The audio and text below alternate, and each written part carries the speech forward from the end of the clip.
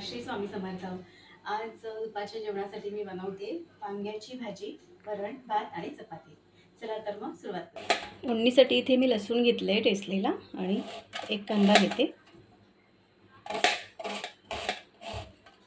तर कढई ठेवलेली आहे, त्याच्यामध्ये तेल घालून घेतले आणि ह्याच्यामध्ये आता मी ठेचलेला लसूण घालते।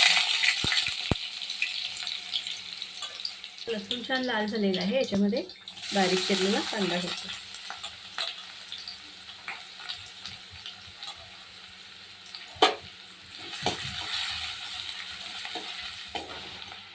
याच्यामध्ये थोडंसं हिंग घालते, अर्धा चमचा हळद, 2 चमचे लाल तिखट घातले। ह्याच्यामध्ये मी 1 चमचा चिकन मसाला घातला। तर हे छान परतून घेऊया।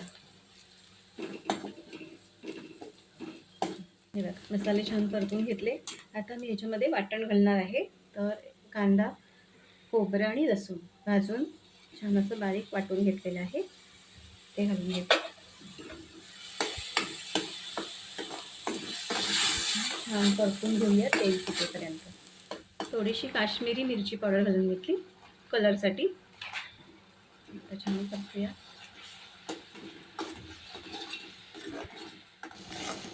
बघा, आता छान मसाला मी परतून घेतलेला आहे। याच्यामध्ये मी आता वांगी घालून घेते। तर वांग्याचे असे काप केलेले आहेत ते।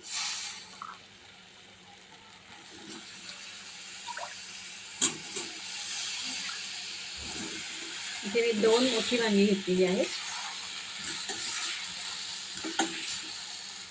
छान परतून घेतलं। ह्याच्यामध्ये अगदी थोडंसं पाणी घालते।